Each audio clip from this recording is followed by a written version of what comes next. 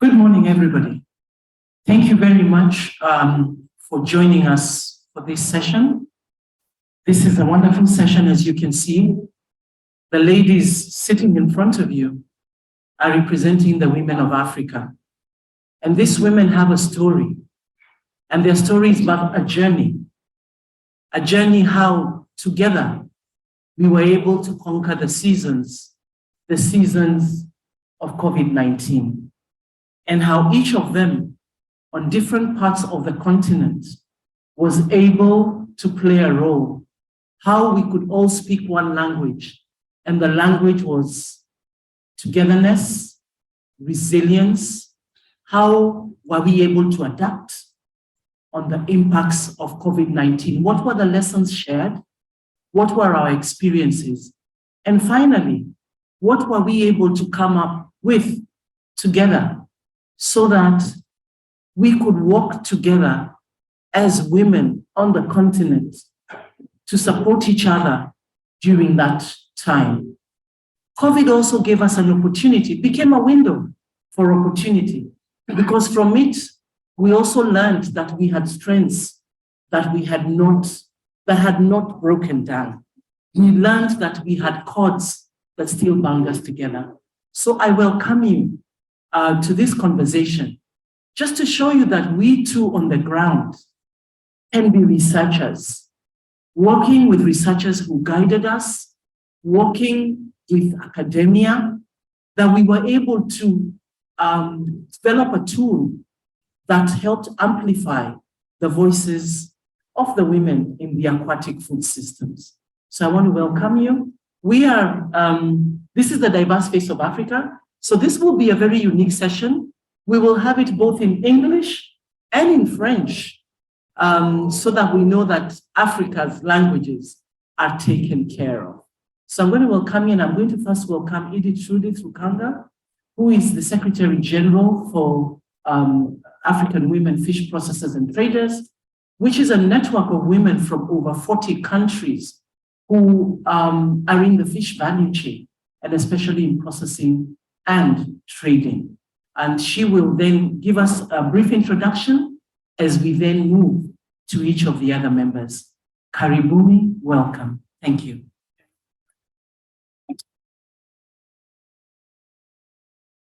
Thank you, Susan. Good morning, everyone. Yeah, so we are really honored as the members of AWFISHNET for this opportunity to be able to share our experiences in terms of how action research can be a tool for amplifying women's voices in the aquatic food systems. And that when we say those who are affected the most by the challenges, be it COVID-19, be it climate change, be it any other challenge, those who are affected the most should be at the center of it all. And what we are going to share with you today is a good example of that. It's a good reflection of how collaboration works, what inclusivity means, and therefore, we are going to share with you this story that in 2021, during the COVID-19 and 2020, after sharing amongst ourselves, the women sharing stories, sharing frustrations, challenges that are associated with COVID-19, we needed to do something in order to inform those who are on the decision-making tables that women are there. And that research is not only for academia or researchers, but the actors themselves must be at the center of the whole process. So despite the location, despite the connectivity, timing, not having smartphones, illiteracy, the women were able to engage themselves and come up with some solutions that today we are happy to be sharing them all with you. So this is a good example that shows how research organizations such as World Fish, whom we collaborated with, universities, but also other support groups can collaborate to address challenges. But also how can research support consultative processes that can help identify solutions and also possible collaborations that can help also share knowledge that has been gained within the process. So this has been a collaborative undertaking. We did this action research in collaboration with, as I mentioned already, we did that with AWFISHNET as the bureau members, but we also had some other members of the team from the other countries. So in total, we included 13 countries, but also universities. And in principle, sorry about that.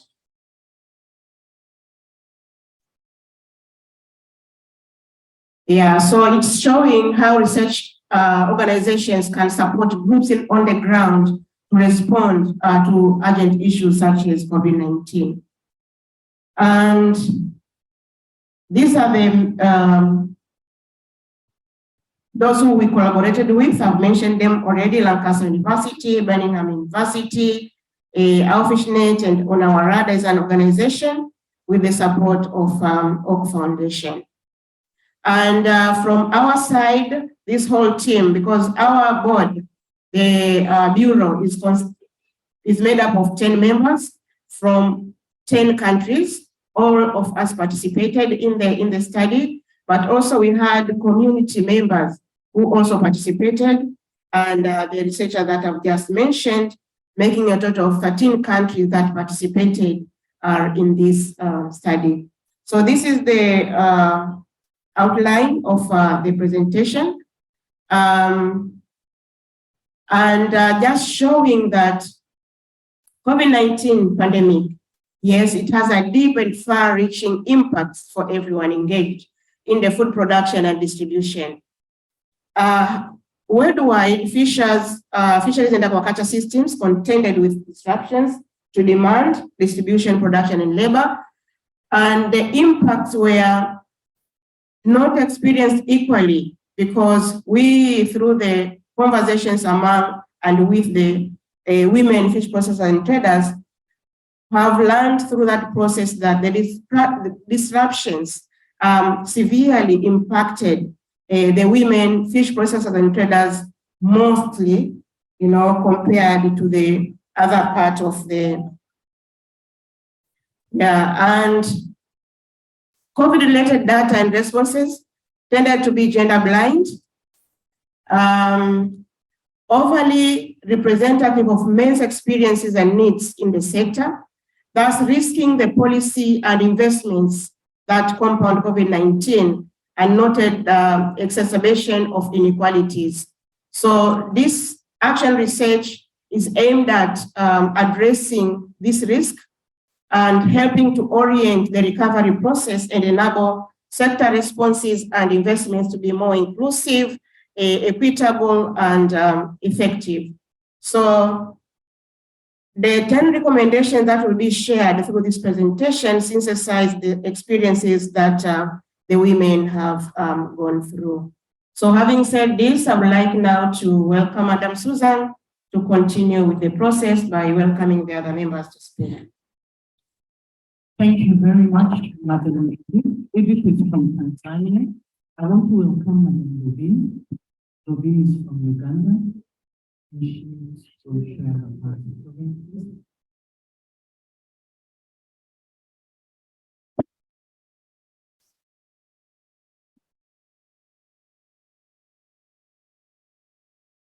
Thank you, Madam Chair. Good morning, colleagues and friends of AWFISHNET. I wish to thank my former colleagues who have just spoken. AWFISHNET, as you already heard, is a African women and fish trade and processing.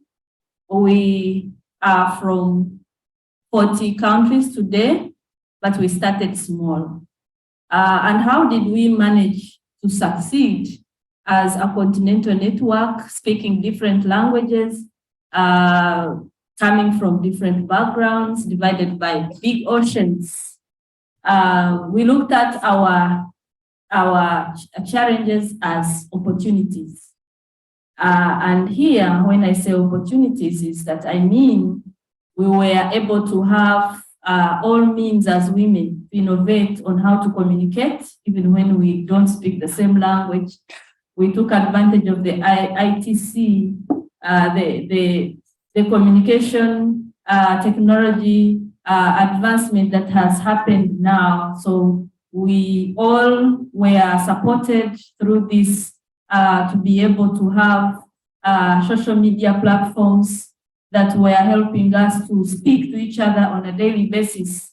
And here, when I say this, for us, we saw it like we have internet and not even space can divide us, not even COVID can divide us. And we kept strong. So being women, we have a lot of problems, and COVID-19 did not spare us. We also face equally the same consequences as other people were doing. So primarily, we generated data from our own selves because we are in-house and we were supported with gadgets from all these development partners because we needed them to be able to keep the communication flowing and to be able to answer questions as a bureau because we are leaders. So we are here, women are stuck, they can't take their goods to the market, their children can't go to school, so you are both a teacher, a mother, a trader, you are now entangled in very many things that are actually very challenging for you to overcome. But we were able to speak to each other and we are like, okay, how do we keep the markets open? How do we keep our children going to school, being teachers, which was new, and also being nurses? You can imagine what were. So we were able to share, and we knew that being women, gender really plays a very big role in determining women's and men's experiences. The effect of COVID was heavily challenging to women than men. I think for us, we really realized that the way COVID affected us was not so easy. The experiences we got from the women were that we needed to keep the family fed on nutritious meals. We needed to have things normal. No one would realize that it was something new. But for us as women, we put our stories together and we were able to capture stories that have not been told before. And the women were telling us, how are you solving it the other side? How are you keeping your markets open? Can we use social network to market our products?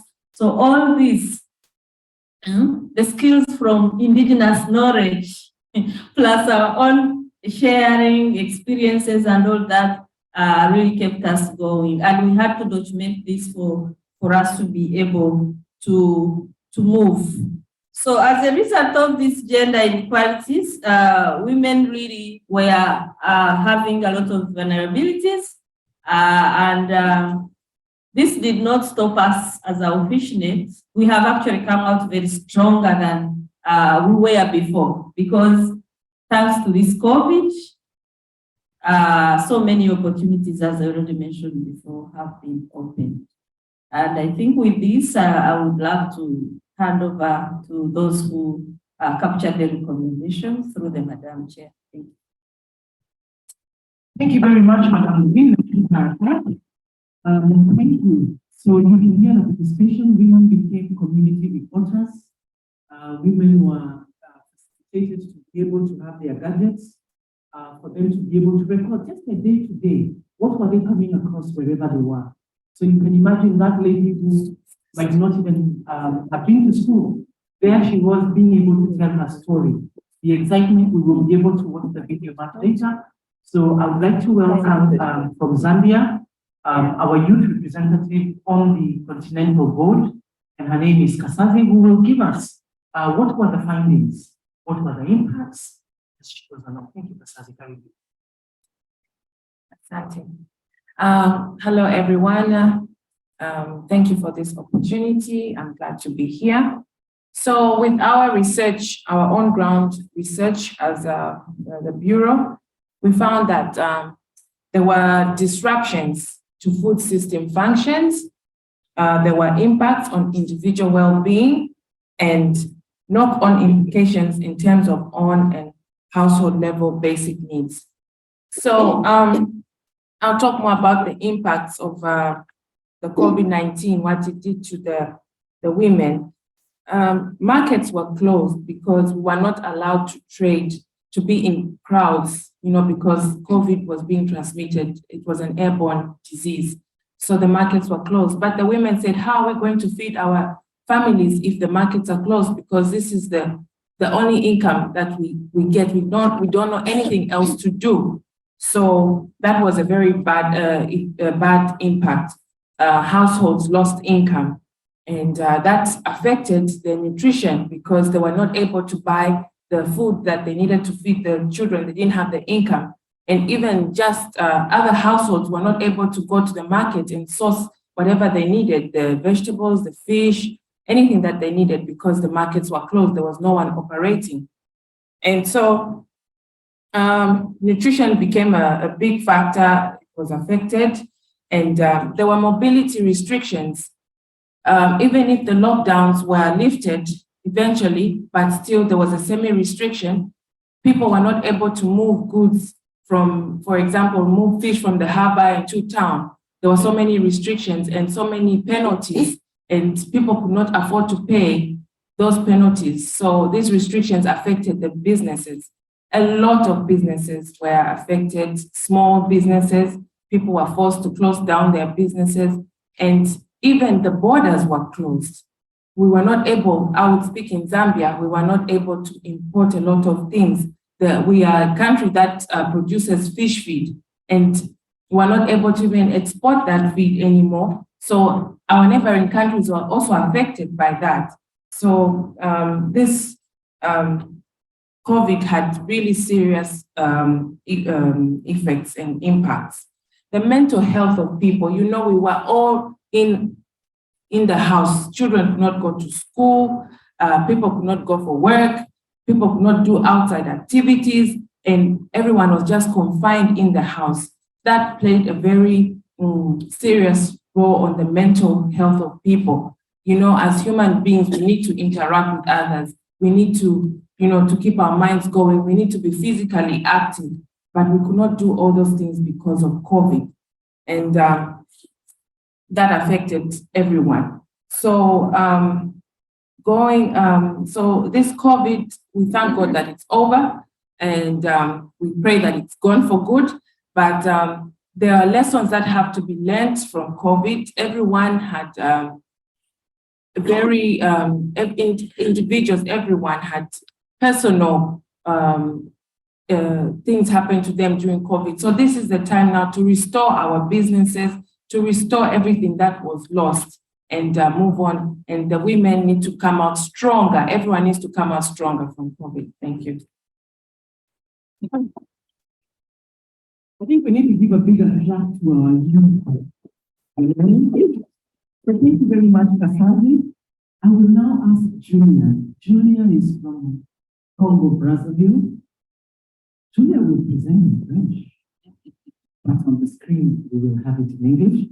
And Julia will be looking at the implications. What were the implications of the post-harvest losses? What were the implications in bargaining power? What were the implications on time, labor? What were the implications regionally? So Julia will do that. The beauty is that Julia can speak some English. So Julia will, where she needs to stress, she will be able to do it also in English. Thank you, Julia. Merci. Je n'ai plus besoin de me présenter, ça a été déjà fait. Moi, je veux parler de l'implication axée sur le genre. Comme nous le savons, le poisson est un aliment très périssable. Et quand on s'en tient à l'étude faite par l'FAO en 2011, on dit que les pertes du poisson entre la capture et la consommation sont estimées à environ 30%.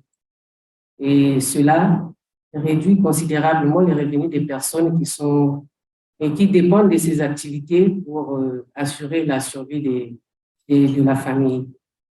Et cette perte de valeur est due à plusieurs facteurs, parmi lesquels nous pouvons citer, par exemple, le manque des installations, des stockages, le manque des structures de transport adéquates et le manque des techniques de transformation, des bonnes techniques de transformation, parce que les techniques de transformation pour certains pays, comme le mien, par exemple, nous utilisons des techniques de transformation très, très rudimentaires qui ne correspondent pas vraiment, qui ne s'adaptent pas à la bonne conservation des produits.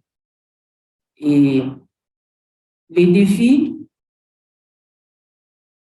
donc les défis imposés par les limites technologiques sont accentués et de manière générale et par les problèmes de financement et le problème d'accès à l'information.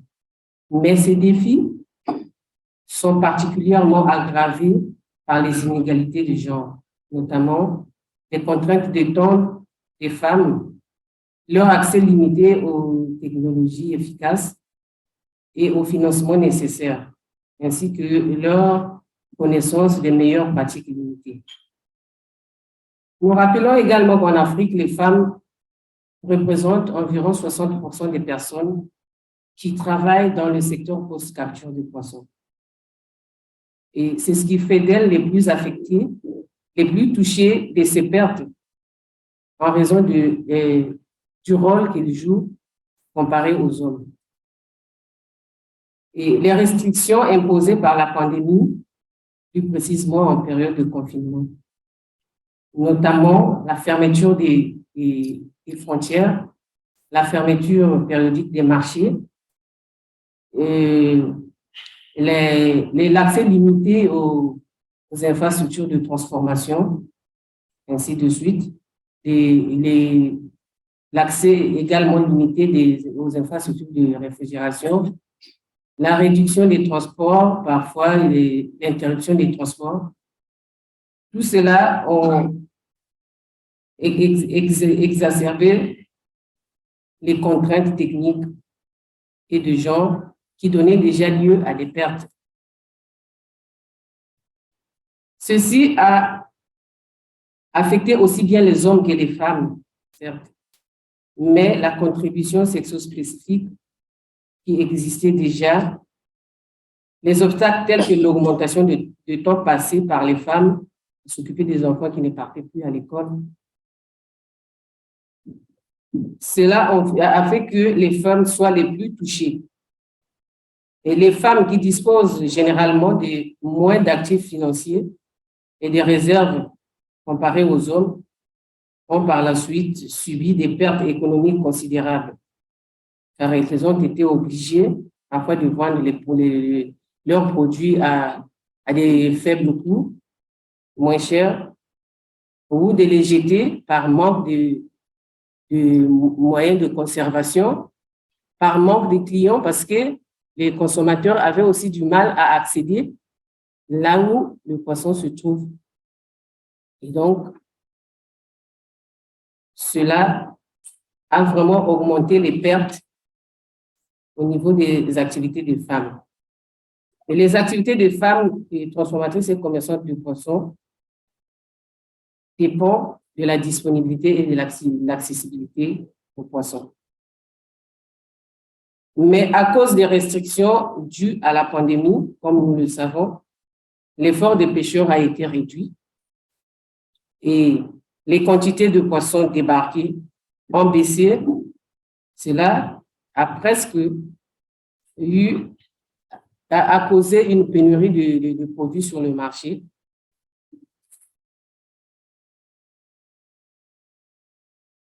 Et nous savons que habituellement, déjà, ça, ce sont des choses qui existent dans le secteur de la transformation et la commercialisation du poisson. Nombreuses sont des femmes qui sont parfois livrées à des pratiques sexuelles pour avoir accès aux poissons. Et la pénurie due aux restrictions imposées par le confinement a augmenté le nombre de ces pratiques, les pratiques dites sexe contre poisson. Et ces pratiques qui persistent depuis des décennies déterminent en partie les difficultés économiques auxquelles les femmes commerçantes et transformatrices de poissons sont souvent confrontées. Ce point a été également soulevé lors des consultations du sommet des Nations Unies sur le système alimentaire à Malawi. Il est prouvé que plus les femmes sont pauvres, plus elles sont susceptibles de s'engager dans ces pratiques pour participer au marché. Malheureusement, outre les effets pervers de ces pratiques sur la santé mentale des femmes, la prévalence du VIH dans les communautés de pêcheurs en Afrique expose les hommes et les femmes qui sont impliqués à cette maladie et d'autres maladies sexuellement transmissibles, avec des coûts individuels et sociétaux importants.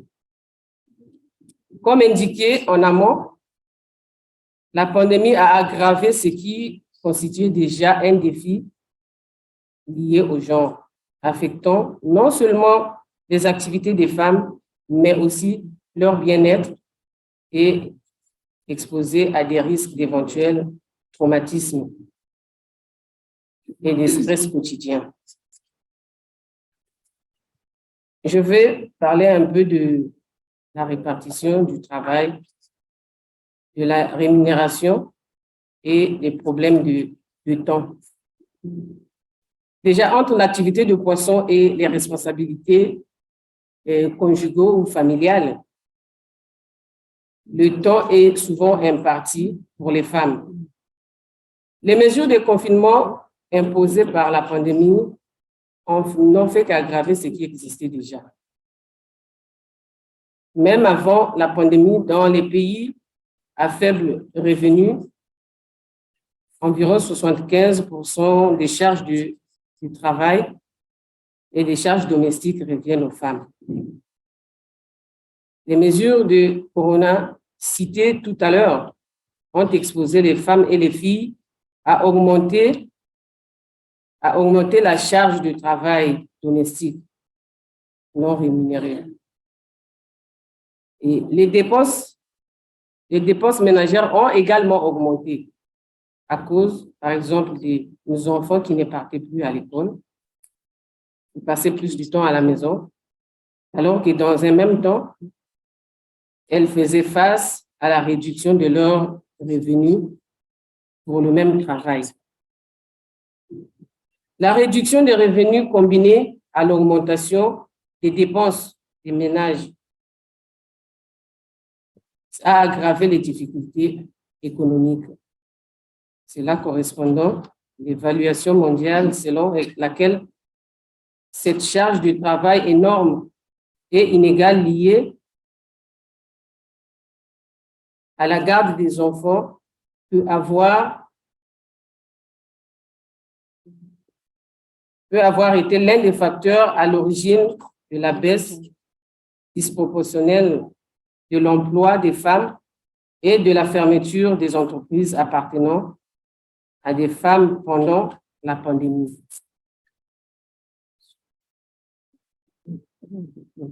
Chaque famille a dû se débrouiller à sa manière pour maintenir l'équilibre de la famille, mais cela ne peut être sans conséquence à l'avenir. Aujourd'hui, on constate malheureusement que certaines femmes transformatrices et commerçantes de poissons ont fait faillite. Ces pressions cumulées des facteurs de stress économiques, émotionnels élevés avaient accru les tensions au sein des familles. Cela a contribué à l'augmentation des violences faites aux femmes. Et il est important de noter que toutes les femmes n'ont pas été touchées de la même façon.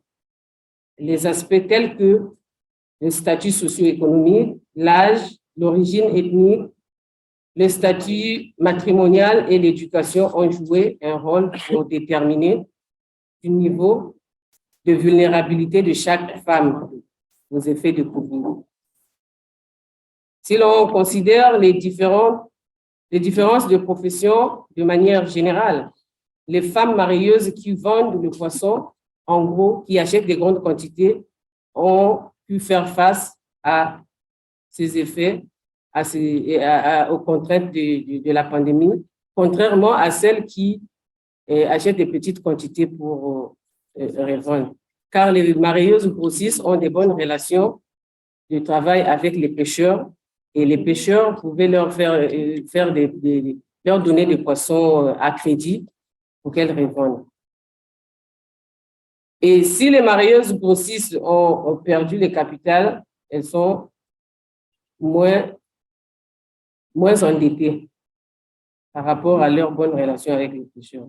Et s'agissant des autres facteurs de différenciation, les facteurs comme l'accès aux technologies modernes ont fait que certaines femmes plus instruites et plus jeunes ont mieux géré la période de la pandémie en vendant, par exemple, leurs produits en ligne. Par contre, d'autres qui ne sont pas à jour dans l'éthique ont été plus affectés.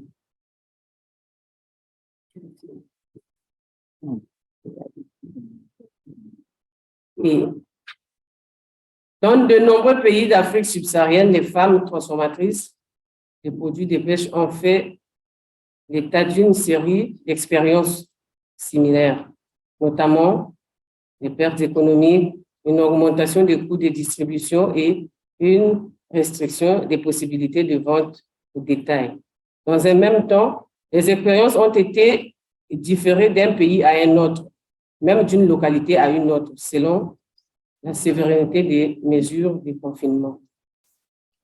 Parce qu'il y a des pays, par exemple, qui n'ont pas été soumis au confinement et les impacts n'ont pas été les mêmes. En Tanzanie, par exemple, il n'y avait pas de confinement. Par contre, ailleurs, le confinement était imposé. Et au sein d'un même pays, on pouvait aussi ne pas subir les mêmes conséquences parce que dans mon pays, nous avons l'océan qui se trouve à Pointe-Noire et les captures de la pêche maritime, à cause des manques des moyens de transport, étaient distribuées seulement à Pointe-Noire. Par contre, à l'intérieur du pays ou à la capitale, à Brazzaville, par exemple, ils n'avaient pas les produits de la mer. Et ce qui faisait qu'en même temps, nous qui sommes à Pointe-Noire, on avait en même temps des problèmes de mévente et aussi l'avantage d'avoir les produits sur place. Donc, c'est ce qui fait que les impacts ne soient pas les mêmes pour toutes les femmes. Et pour finir, beaucoup plus de femmes travaillant dans le système alimentaire halieutique risquent de subir des revers à long terme en termes de revenus et d'emploi. Ici, ces défis, contraintes et coûts liés au genre ne sont pas traités ou pris en compte de manière adéquate lors de la conception de la mise en œuvre des réponses à la pandémie. Parallèlement, bien qu'il soit nécessaire d'approfondir chaque contexte, les différences indiquent que les responsabilités politiques et autres acteurs doivent impliquer les réseaux des femmes dans chaque contexte spécifique pour assurer la compréhension, l'orientation et la promotion d'une reprise sensible au genre qui soit adaptée au contexte. Cela rejoint donc les conclusions d'une étude récente portant sur 112 pays, selon lesquels les stratégies de conclusion d'une étude à la crise mise en œuvre dans les politiques par les femmes dirigeantes ont contribué à des résultats plus favorables que ceux obtenus dans les pays dirigés par les hommes. Je vous remercie. So thank you very much, Julia. I hope you were able to follow on the screen. And our intention was twofold. One, of course, to bring out the diversity of Africa. Actually, we are missing one person who would have done it in Arabic also. But also to just give our colleagues the opportunity to also be heard in a language that they are much more comfortable in this, and to become, and this means inclusivity. This means participatory, that they too, language is not our barrier. And hence why we thought we could bring in the other language in French. We have a video, but in the interest of time, I'm going to ask if you can watch it on COVID. It's a small video. It's about on YouTube. Yeah, on YouTube. It's a short video. We have a 2-minute version and we have a 6-minute version. It's the video. This is the particular video. It's on the COVID-19 impacts of women on fish trade and processing. I welcome you to take some time. And this is actually the story. So the process that was followed, what was found, this was where the women's voices came out very loud. So now I'm going to ask Madame Bayen, who is the president of AWFISHNET. Bayen is from Cameroon, and she's also going to speak in French, because after that entire journey, after the stories of the women, then we had recommendations. So Bayen will present for us the first 3 policy recommendations. She will do it in French, but we will have it up on the screen, and Mr. Ali will also help, just helping to translate that. Thank you. Welcome, Bayen. Please 5 minutes now.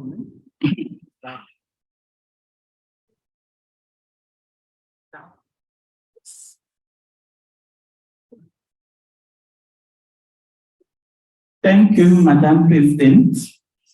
My name is Vene Atiba. I'm coming from Cameroon. Sorry, because my English is very bad, I'm speaking in French.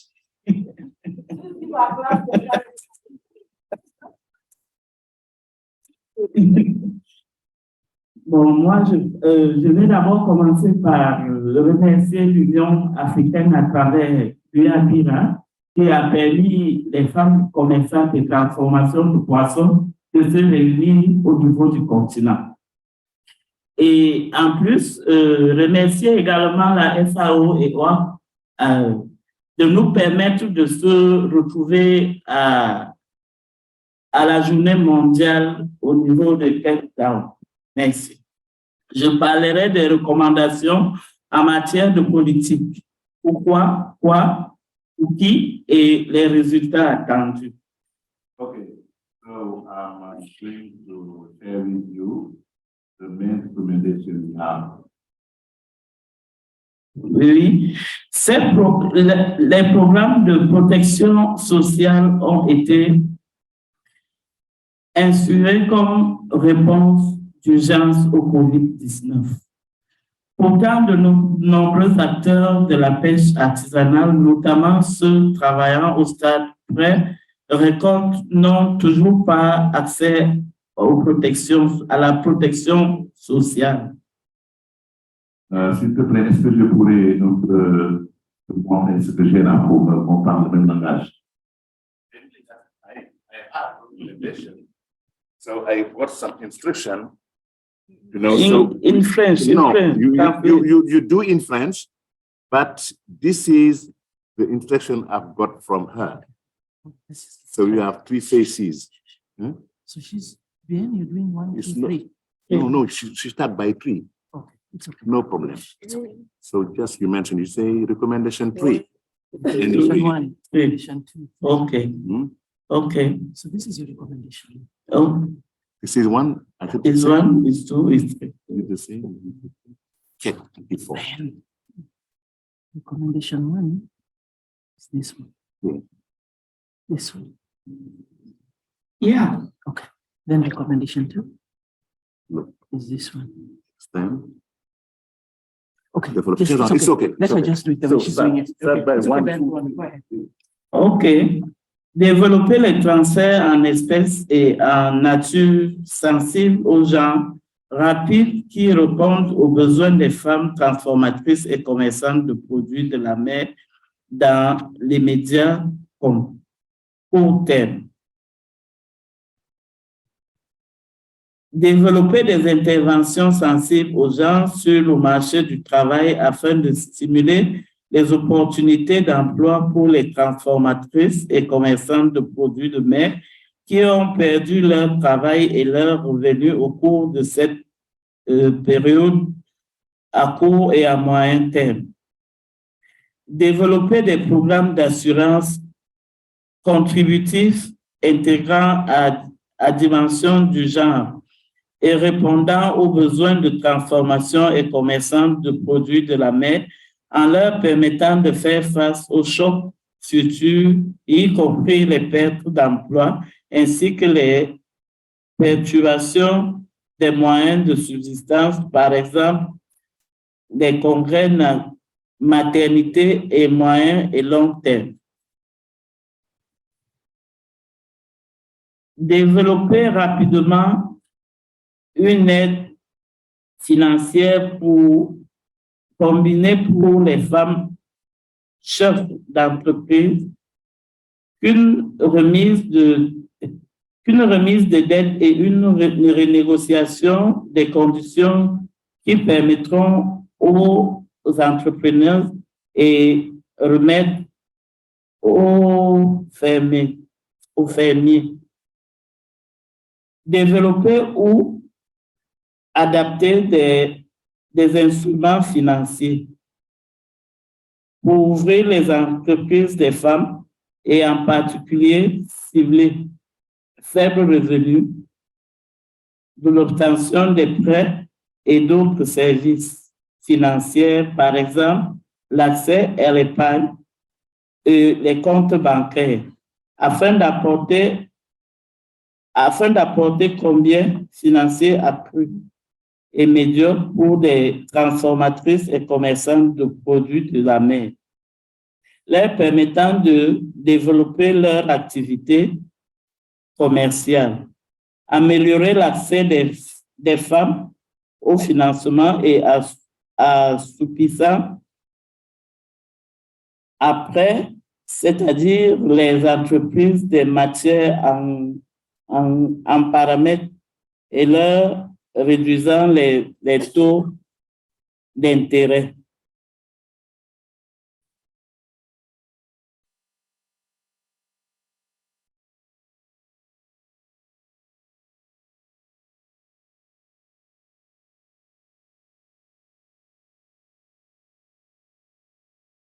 Faciliter le développement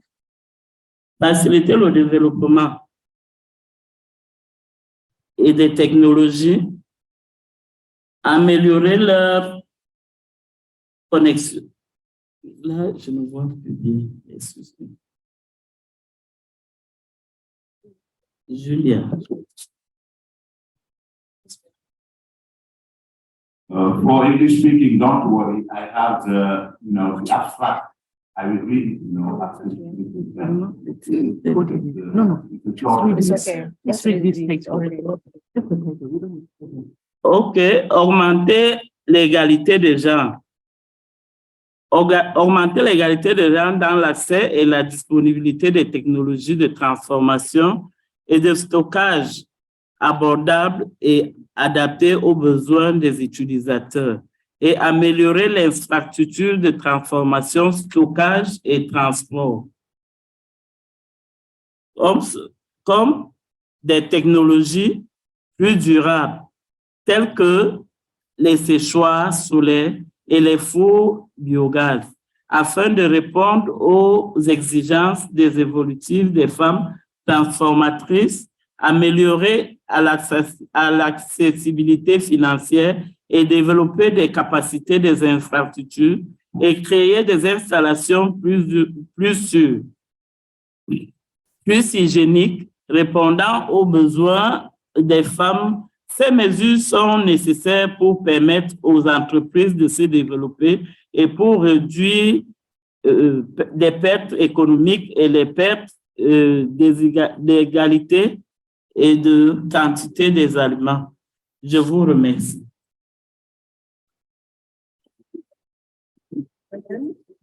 That was very good. Thank you very much. Ali, please. Yeah? Yeah. Okay. Yes. So just give us a I summary. have a big privilege to be invited by women because, you know, they are so aware about what they represent that is when a man succeeds in getting, you know. Okay, so I think she really did well because she went in detail concerning, you know, the recommendation. But for me, I would go just, you know, talk, broadly or you know, share with you the recommendation. Number one, apply well-designed, gender-responsive social protection mechanism, such as cash and in-kind transfer as well as employment shifts. Number two, extend affordable and flexible financial services and remove barrier to women economic empowerment. These measures include saving mechanism, loans, and debt forgiveness for COVID-19 recovery. Three, increase gender equitable access and availability of affordable, fit-for-user drying, smoking and storage technology, and expand physical infrastructure capacity. Investments such as appropriate solar dryer and biogas kilns will expand physical and technical capacity for fish processing and storage and reduce economic and food supply and nutrition losses. Number four. Yes, number four. I not finished. Okay. But I hope she will. It's okay. So Ali, she needs to come there so she's on the screen. Come on here. Thank you. Thank you. Okay. Thank you. Please give us a big clap here. Number one, the gentleman. This means we work together with women and men. So Aisha too is from Togo. She has a very interesting docket on the Bureau to bring on board women and youth with special needs, such that they're not left behind within the sector. So she is the one who helps amplify their voices. Aisha too will do number 4, number 5, and number 6, and she will also, I believe, do it in French. Thank you, my dear. Merci beaucoup, Madame Suzanne. Merci tout le monde. Et je veux remercier tous les leaders ici présents et surtout nos différents partenaires qui ont su nous aider et les organisateurs. Et au fait, aider une femme, c'est aider toute une communauté, c'est aider toute une famille et toute une nation. Quand l'ambition qui anime une femme, il peut la pousser jusqu'au développement de tout un continent. Je vais vous présenter la suite des recommandations politiques qui ont été élaborées après l'étude menée par le réseau des femmes transformatrices de poissons et AWFISHNET pour comprendre l'impact du COVID-19 sur les femmes transformatrices et commerçantes de poissons en Afrique subsaharienne.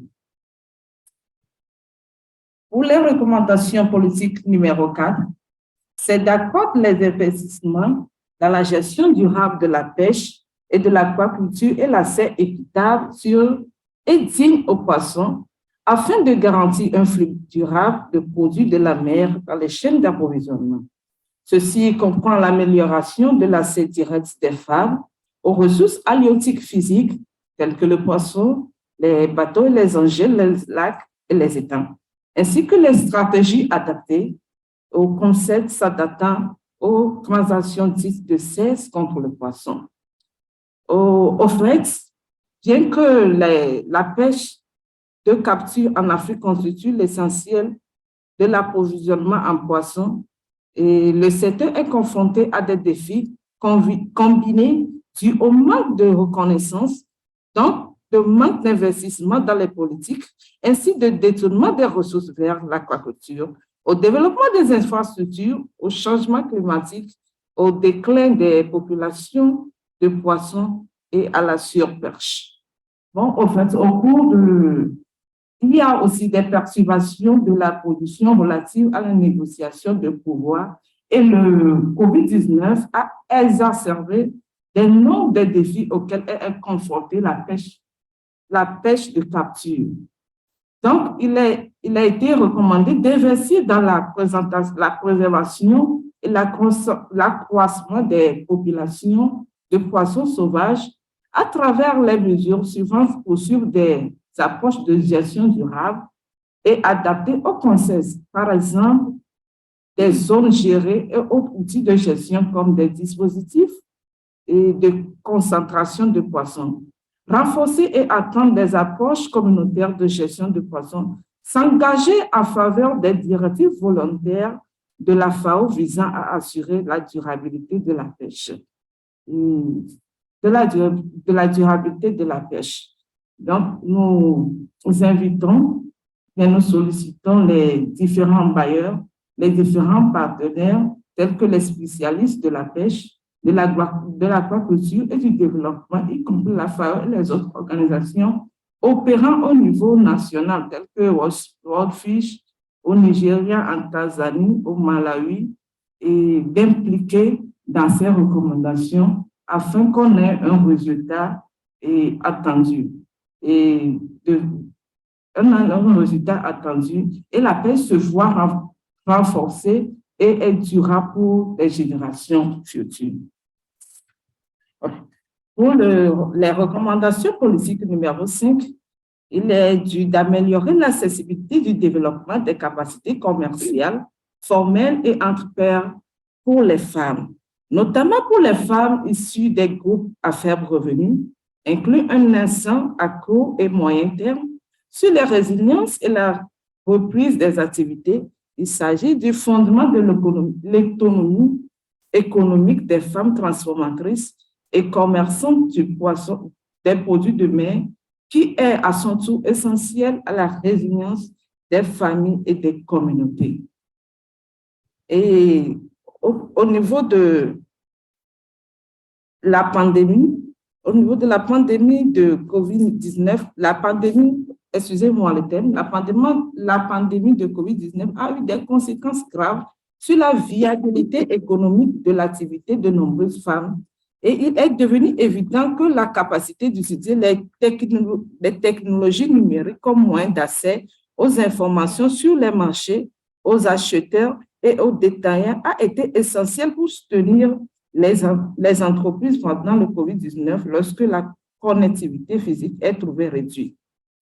Et les actions recommandées, c'est d'étendre une gestion d'entreprise bien adaptée et développer les possibilités de développement des capacités en faveur des entreprises du secteur halieutique, y compris les programmes institutionnels encadrant et de formation, par exemple, avec les acteurs du secteur privé.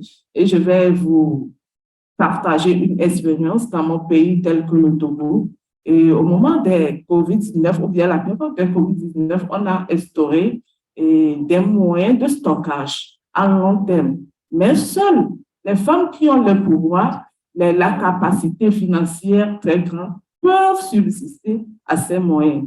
Donc, c'est ainsi que pour avoir que les diverses femmes, y compris celles issues des groupes à faible revenu, ont une plus grande capacité à recevoir, financer et gérer leur propre entreprises et à éteindre leur activité si elles le souhaitent. Elles le souhaitent. L'auto-efficacité et l'agencité des femmes entrepreneurs sont renforcées. Merci. Let's clap for this is one lady who has gone through a journey. To get her visa, she had to travel to another country so that she could be able to, from Togo to Benin, then go back, collect her visa. But determination made her come here to do that. So give her a big clap. So can you have that summary, and we need to look at time, ladies and gentlemen? Yes. Please. Yes. Yes, as I stop at recommendation number 3, for the number 3, I stop number 3. So number 4 is increase investment in sustainable management of fisheries and aquaculture and equitable access to fish in order to secure sustainable flow of fish in food chains. This investment include enhancing women's direct access to and control over assets and the materials and addressing transactional safety for fish.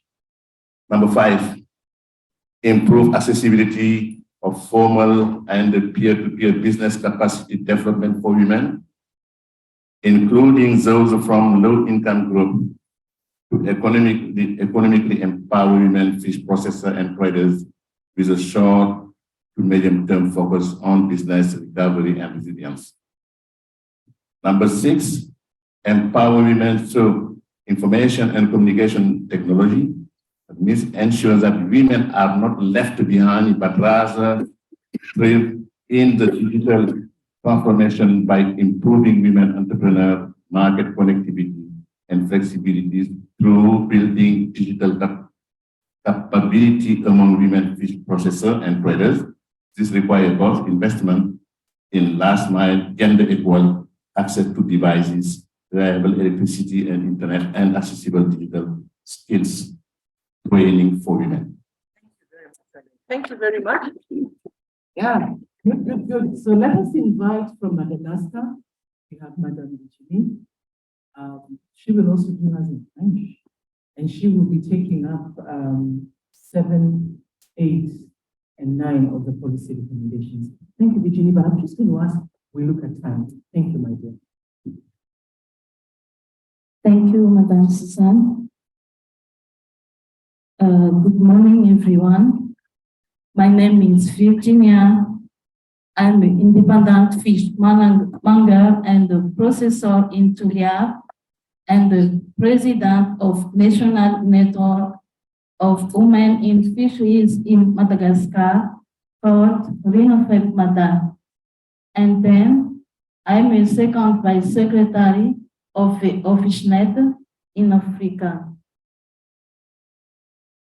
Ladies and gentlemen, my English is not good, so I am in French.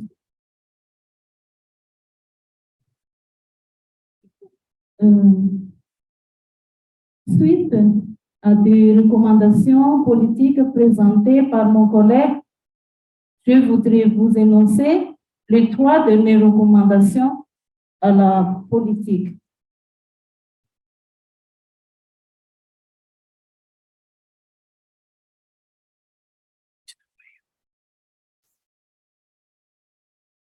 La recommandation numéro 7, permettre aux femmes d'exercer leur droit à l'information.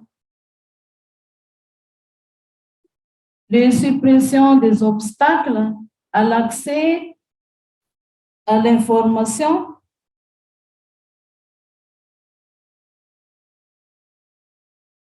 Ainsi que le renforcement et le soutien de la capacité des réseaux des femmes entraînent un transfert plus efficace de l'information de la sphère de la politique à celle de la pratique et vice-versa.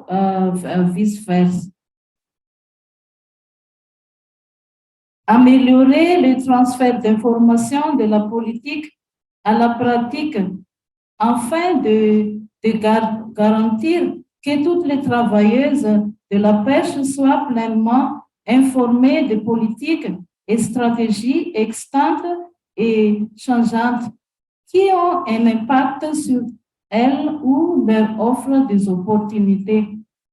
À titre d'exemple et des projets pilotes potentiels, investir dans la diffusion auprès des entrepreneuses d'information destinée aux femmes et concernant la zone de libre-échange continentale africaine, qui sera bientôt mise en œuvre, ainsi que les exigences associées en matière de normes alimentaires pour les commerces transfrontaliers. Améliorer l'accessibilité des informations pour les femmes, y compris celles qui sont peu alphabétisées, afin de s'assurer que ces informations sont bien comprises sous forme écrite et visuelle dans des langues non dominantes.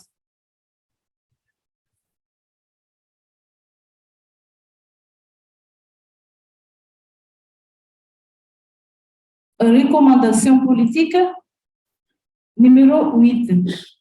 Permettre une gouvernance de la pêche et de l'aquaculture intégrant la dimension des genres et assurer une transition rapide vers la pleine participation et le leadership des femmes dans l'élaboration des politiques.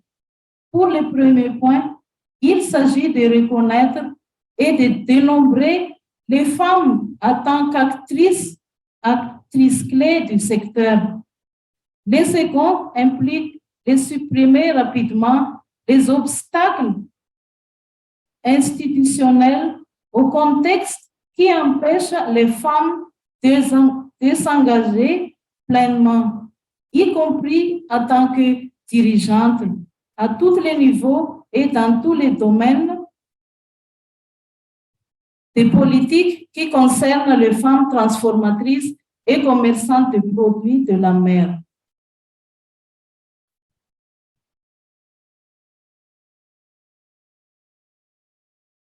Recommandation politique numéro 9.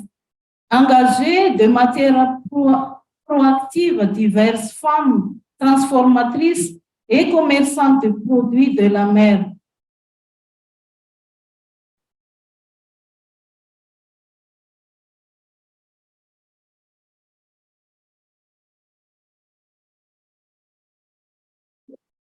Investir dans des perspectives multiples et équilibre entre les genres pour les plans de réponse et de solutions efficaces. Veiller à ce que voix de femmes soient également incluses et entendues dans les espaces et processus décisionnels où des réponses sont élaborées. Accroître le leadership des femmes à tous les niveaux des structures de réponse au COVID-19. Soutenir la participation des femmes en éliminant les obstacles spécifiques en genre avant leur accès aux espaces de prise de décision. Voilà donc mon intervention. Merci beaucoup. Thank you very much. Ali, I'm going to ask you to do a very short brief. Yes, time is not on our side. Yes.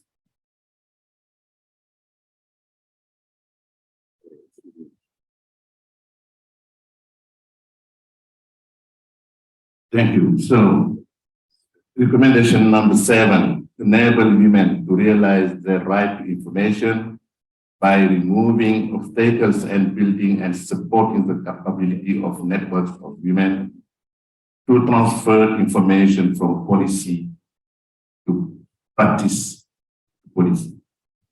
Enable number 8, enable gender inclusive fisheries and aquaculture governance and transition rapidly to women's full participation and leadership in policy making. The former includes recognition and counting data on women as key actors in the sector, The latter involves rapidly removing context-specific social and institutional barriers to women's full engagement, including as leaders at all levels and in all areas of policy making that affect women fish processors and traders. Last, the 9th recommendation is recognize that the agency of women fish processors and traders is vital to just, effective, and efficient COVID-19 recovery plans. Enabling women's agency will require developing and applying processes and structures that allow diverse women fish traders and processors to engage effectively in the design, development, and implementation of COVID recovery plans. Engagement should proactively involve men and women, both adult and youth, from these disadvantaged groups. Thanks a lot. Let's give the gentleman a very big clap. It says that it's only together that we can. So our recommendation number 10 was investing in collective organizations and networks, financial resources, and strengthen the networks and governing capacity of the voices of regional and national networks of women, fish processors and traders, and build accountability and responsiveness of governance bodies to the experience and leadership of the women. These institutions will also help expose malpractices, such as the sex for fish transactions, as well as officials who extract bribes from women traders. We know that in the sector, that is one of our biggest challenges. And what we're also trying to do as AWFISHNET is to strengthen not only the national chapters, but also now work together in the regional space, because that way we have a similar voice, challenges are most probably very similar, and that way we can be able to get strong together. I want to come to the end of it, and I'll ask Edith Trudith to just give us a summary, distill those 10 recommendations, and give us something to take away from here. Thank you.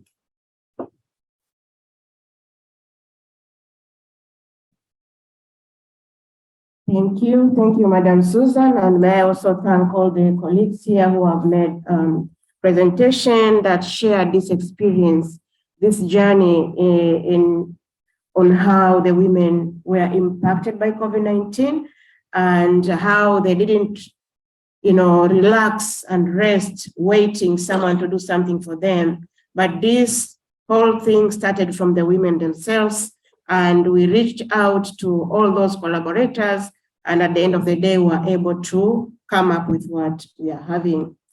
Yeah, so mainly we got these 10 recommendations. They are the policy recommendations. It's important also to get to ask ourselves, those 10 recommendations, why? Why are they important? For who and for whom? So recovering from COVID-19 crisis was considered as a window of opportunity to build more inclusive and resilient food system in the continent. And therefore, while we have shared all these 10 recommendations, we feel that it is important also for us to kind of simplify them and get a summary of what exactly is the thing that we need to work out with as we go out of this room. These 10 recommendations, we have distilled them into these 3 main messages that you can see them on the screen, that it is important to secure women's assets and financing to enable recovery. Access to finance is something that we discussed, not just today, yesterday, the day before, and it has been discussed in so many other platforms. And now this is also a call again that women now are organized.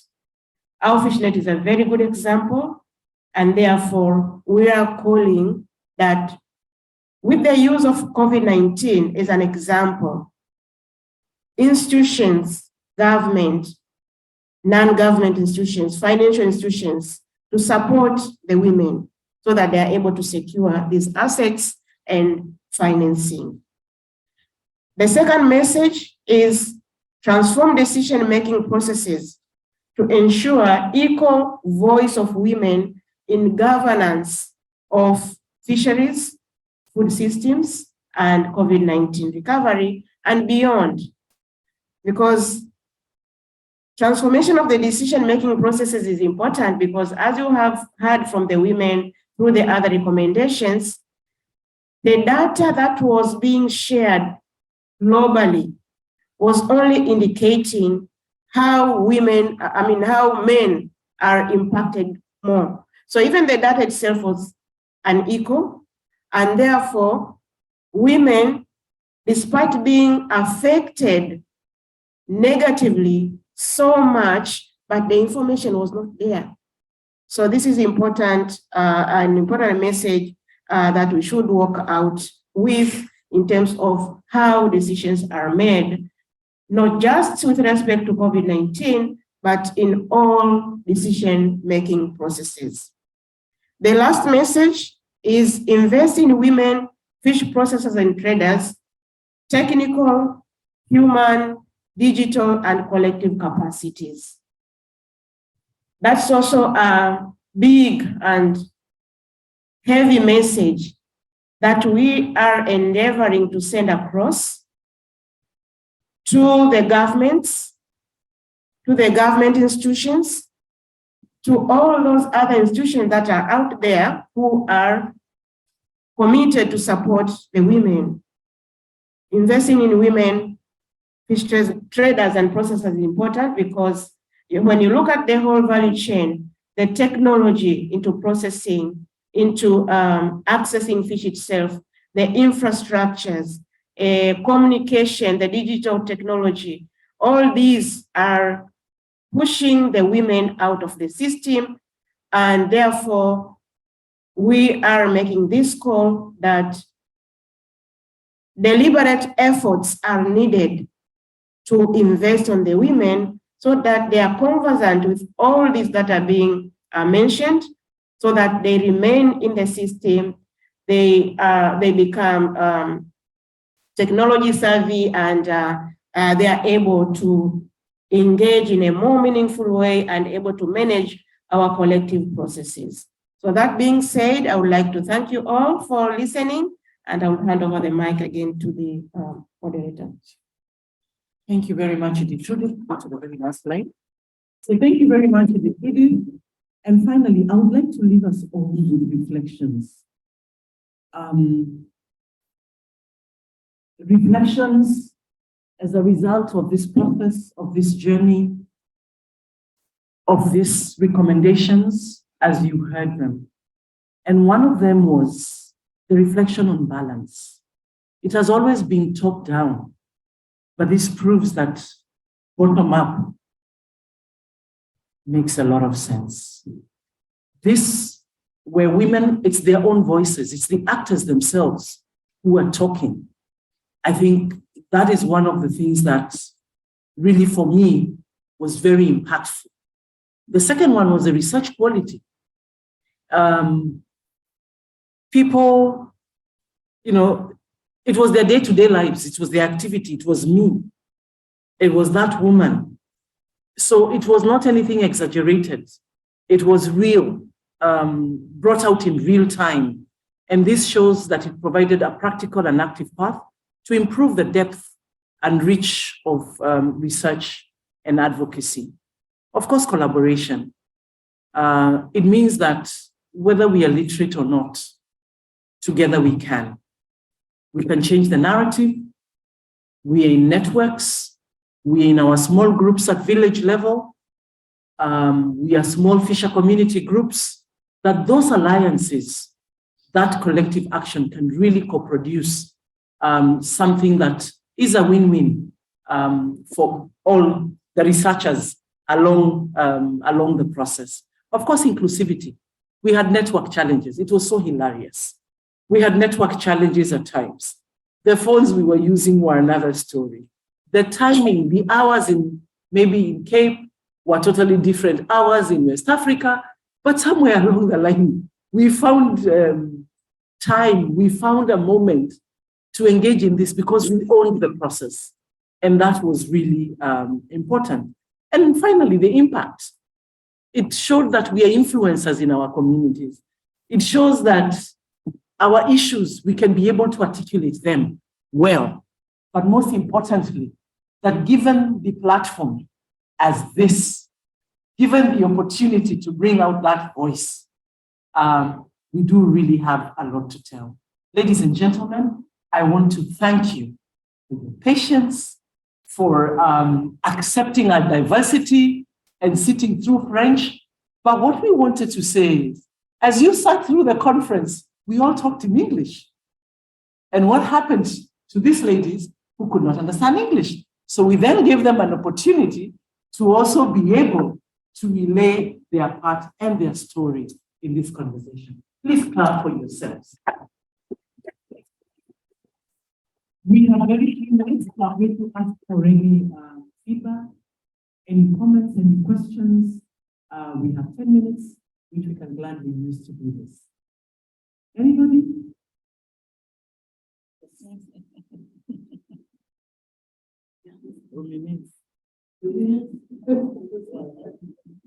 Merci beaucoup, comme cela a été déjà annoncé donc,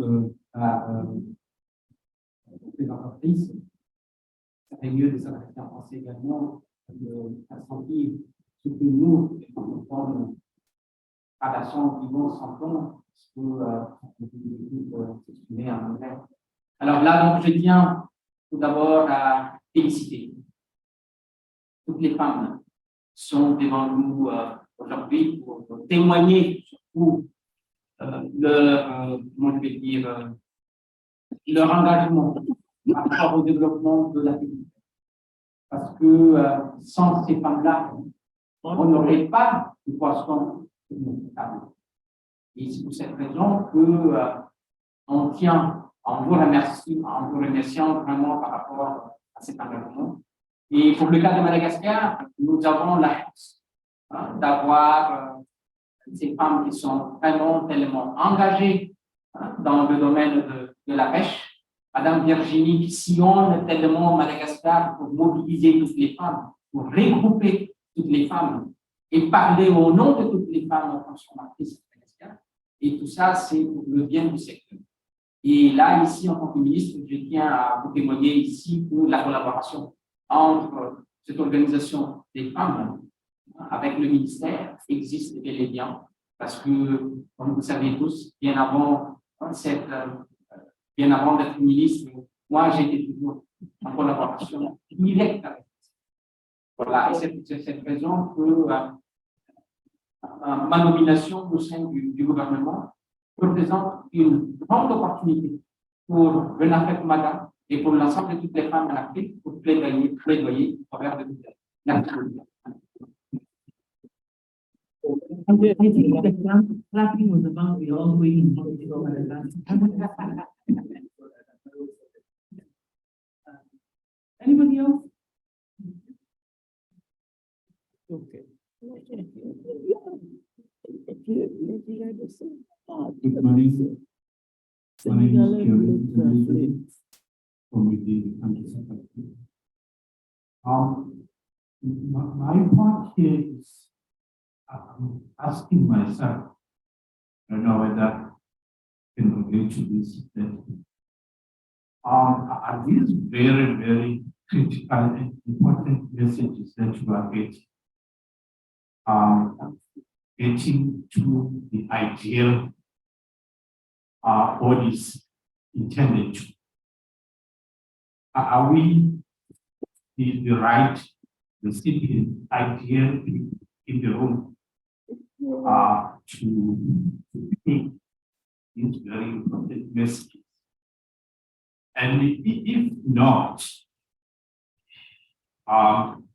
the organizers please see to it that these very important messages are diverted and reach the people which can assist in all what is mentioned. Likewise, in other presentations that I have been attending, more or less the same.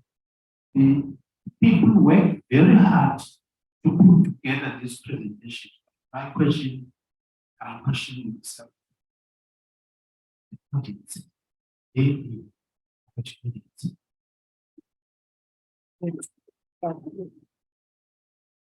You know, so I have how many minutes?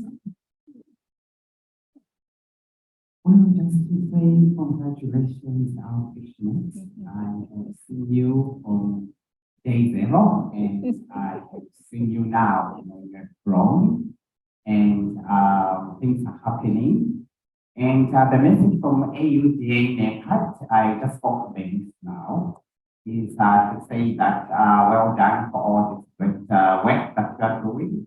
We have captured the recommendations, and we would like to work with you on the journey as you implement some of these recommendations and find solutions to fisheries, fish trade, fish marketing. We would like to see you training other women, because I understand there are women champions out of you, but we would like you to train other women in other countries to share lessons, knowledge as we move forward. And also we encourage you to complete, the list. You are at number 44, right? 44 countries in Africa. Go on and complete the list. You're almost there. 55 countries, so I wish to congratulate you. Well done, and we are ready to support you throughout the journey. Thank you.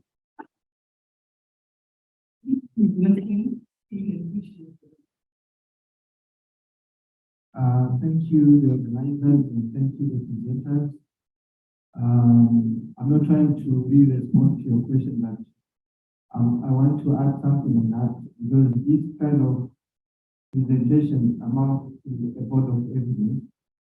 And I think it's now for us as a collective team to package this evidence into policy views and use them for sector influencing. And I can see here we are gathered from different countries, and we present some of us coming from CEDAW and some from the government. So if we can continue this kind of work, but importantly being able to package in a way that can be used to influence government to be accountable to the main issues that are happening in our ground, then this makes a lot of sense. The number is important, and then the way to take the message to the appropriate individuals or institutions that count most than the number that we want to do. Thank you very much. We want to respond to you just for a minute. Anybody else? Oh, all right.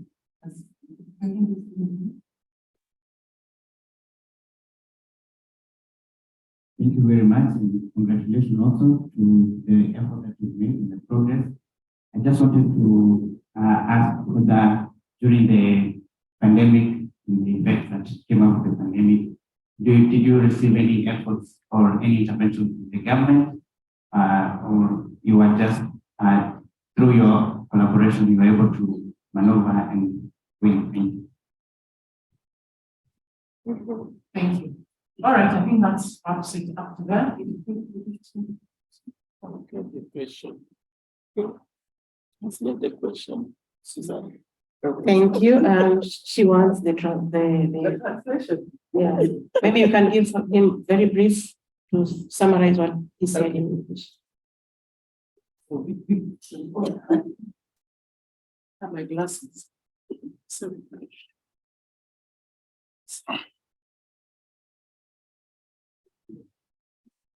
this was Robert's. I have them.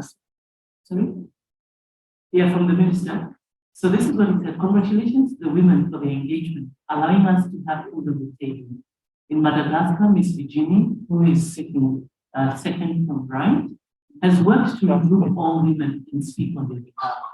As having been appointed minister, gives me an opportunity to support the women network. So you continue here, so you can just finish with it. So that is translation, and thank you very much. He has been very influential and very supportive of this journey, both in Madagascar, when you meet him, I meet it, because he has a background in this journey as an individual. And therefore, he's very passionate about seeing the transformation. He's very passionate about seeing the wins and the gains.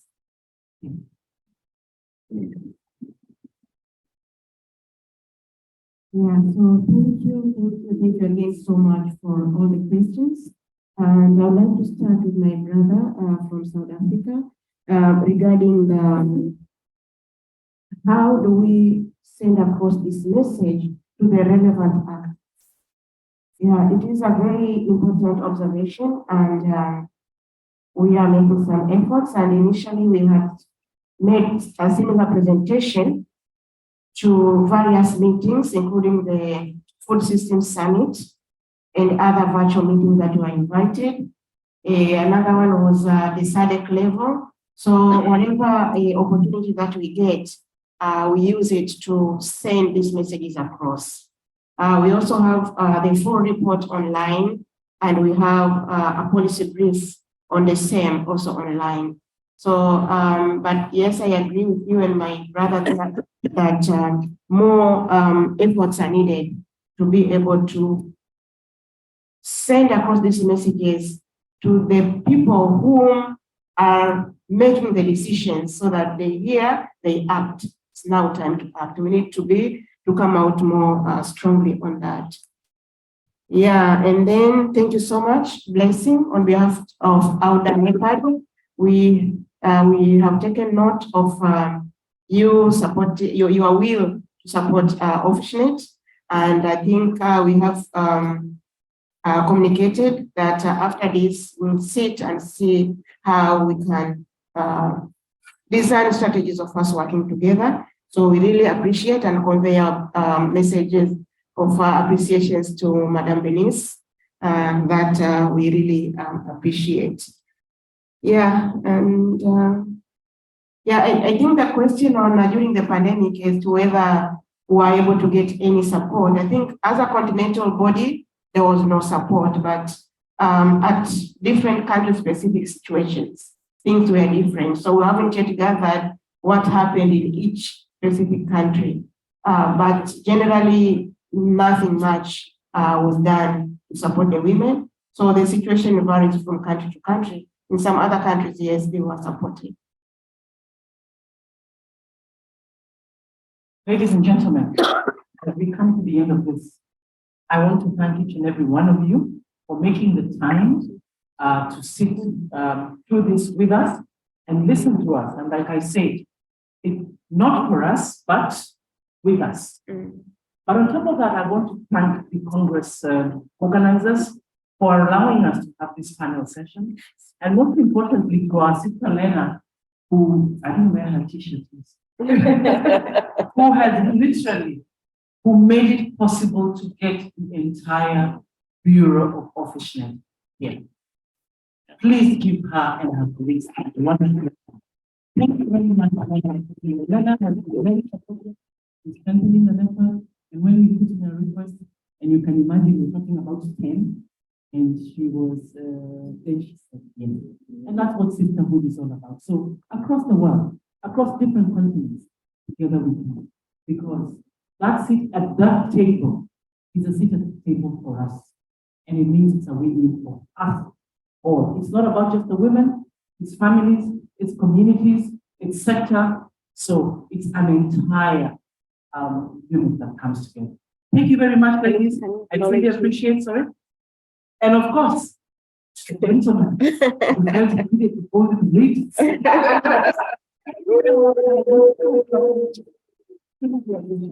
you very much. Thank you.